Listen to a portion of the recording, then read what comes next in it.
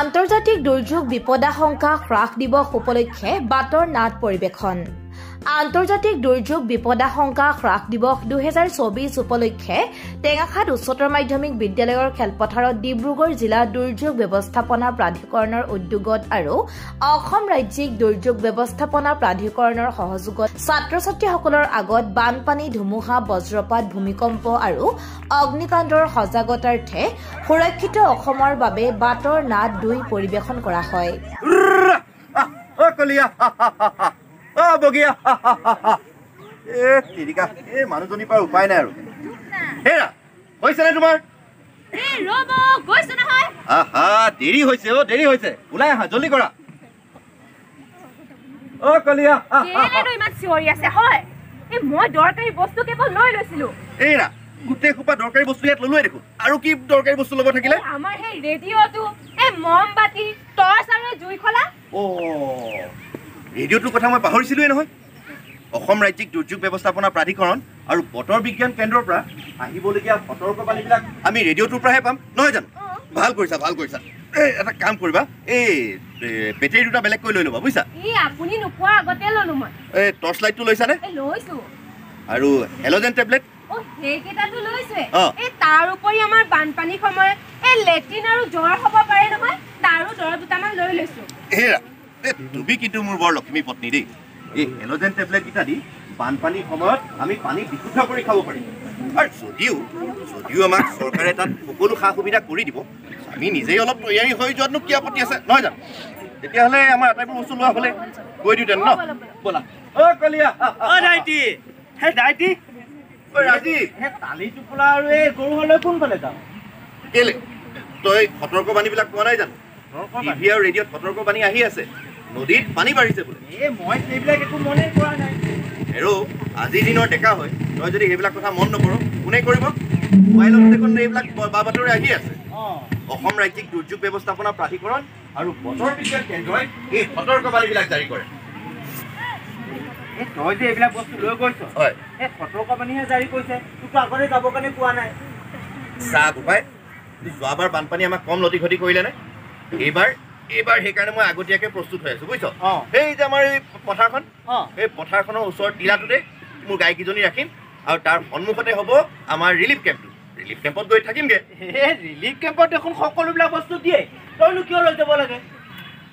গোপাই relief কেম্পত আমি সকলো বস্তু পাম বিশুদ্ধ খোৱা পানী পাম খোৱা বস্তু পাম ঐ ৰিলিফ কেম্পত আকৌ ডাক্তৰো থাকিব নহয় চক্ৰ বিষয়া থাকিব হয় আৰু আমাৰ গাঁও প্ৰধানসকলতো আছেই ক্ষেত্ৰ বিষয়া আছে ৰিলিফ কেম্পত আমাক সকলো সুবিধা আমি পাম কিন্তু গোপাই প্ৰত্যেক কথাত চৰকাৰলৈ মুখ মেলি চাই থাকিলে নহ'ব আমি নিজৰ যিখিনি কৰণীয় আমি নিজে কৰিবই লাগিব তোৰ পৰা কিন্তু মই বহুত কথা জানিলোঁ দেই তেতিয়াহ'লে ময়ো দেৰি নকৰোঁ ময়ো যাওঁ মোৰ এই 2 পট বস্তু গোটাই লওঁ আৰু গৰু হালো লৈ কিনি ময়ো যাওঁ ডিব্ৰুগড়ৰ আখৰাঘৰ নাট্য প্ৰশিক্ষণ কেন্দ্ৰৰ ভাৱৰীয়াসকলে পৰিৱেশন কৰা এই বাটৰ নাটখনি উদ্বোধন কৰে স্থানীয় বিধায়ক তেৰছ গোৱালাই আজি টেঙাখাত উচ্চতৰ মাধ্যমিক খেলপথাৰত অনুষ্ঠিত হোৱা বাটৰ নাটৰ এই অনুষ্ঠানত উপস্থিত আমাৰ সকলো বিশিষ্ট ব্যক্তিসকল শিক্ষাগুৰুসকল ছাত্ৰ ছাত্ৰীসকল আমাৰ আখৰা ঘৰ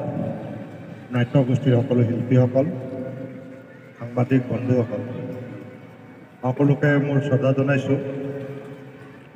আমি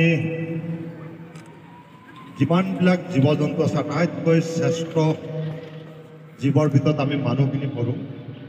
আৰু মানুহৰে আটাইতকৈ বেছি সমস্যা আছে আৰু সেইকাৰণে আমি নাটকটোত আৰম্ভণি দেখিলোঁ সাৱধানীৰ মৰণ নাই কিন্তু আমি চব জানো কিন্তু আমি একো নাজানো সকলো জানো কিন্তু একো নাজানো কিন্তু চৰকাৰে বা বিভাগে এটা সজাগতাৰ কাৰণে প্ৰক্ৰিয়া আৰম্ভ কৰিছে আৰু ইমান ধুনীয়াকৈ বিশেষকৈ বানপানী ধুমুহা বজ্ৰপাত ভূমিকম্পৰ দৰে ঘটনা যেতিয়া ঘটে আমি কি কৰিব লাগে আমি ইয়াৰ পৰা শিকিবলগীয়া আছে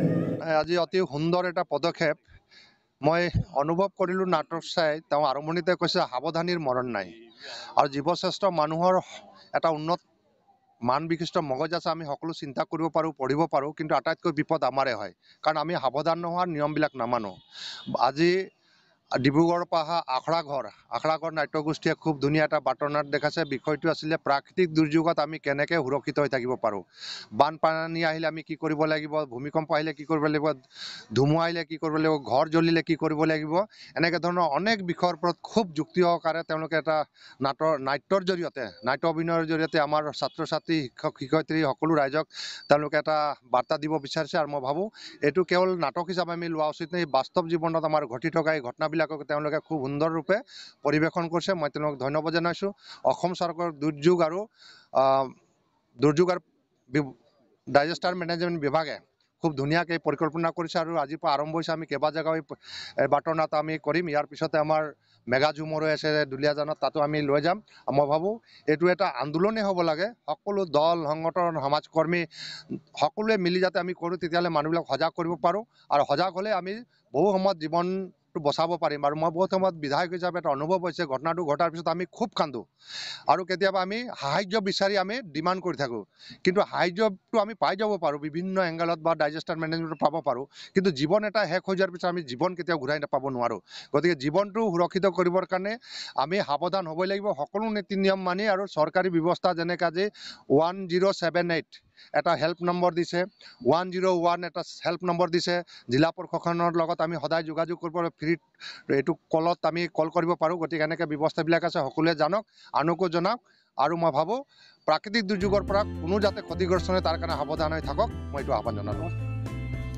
নাট উদ্বোধনী অনুষ্ঠানত সহকাৰী আয়ুক্ত কৌস্তুভমণি নাথ, টেঙাখাত ৰাজচক্ৰ বিষয়া কুলভূষণ পেগু, খণ্ড উন্নয়ন বিষয়া একবাল ৰচুল, প্ৰাথমিক শিক্ষা খণ্ড বিষয়া হীৰা দলে, টেঙাখাত উচ্চতৰ মাধ্যমিক বিদ্যালয়ৰ অধ্যক্ষ একলব্য সোণোৱাল, নাগৰিক সমিতিৰ সভাপতি প্ৰিয়নাথ চেতিয়াৰ লগতে শিক্ষক শিক্ষয়িত্ৰীসকল উপস্থিত থাকে।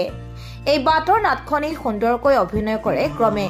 বিশ্বকিংকৰ বৰুৱা, ৰাজীৱ দাস, লক্ষীনাৰায়ণ শৰ্মা, লাকী দাস আৰু বিদিশা শইকীয়াই। অনুষ্ঠানটি ৰাজচক্ৰ বিষয়া কুলভূষণ পেগুৰ তত্বাৱধানত হাত ধৰিলে ৰাজচক্ৰ বিষয়া কাৰ্যালয়ৰ SK অনুপ শইকীয়া আৰু ক্ষেত্ৰ বিষয়া ঋষিকেশ দাসে।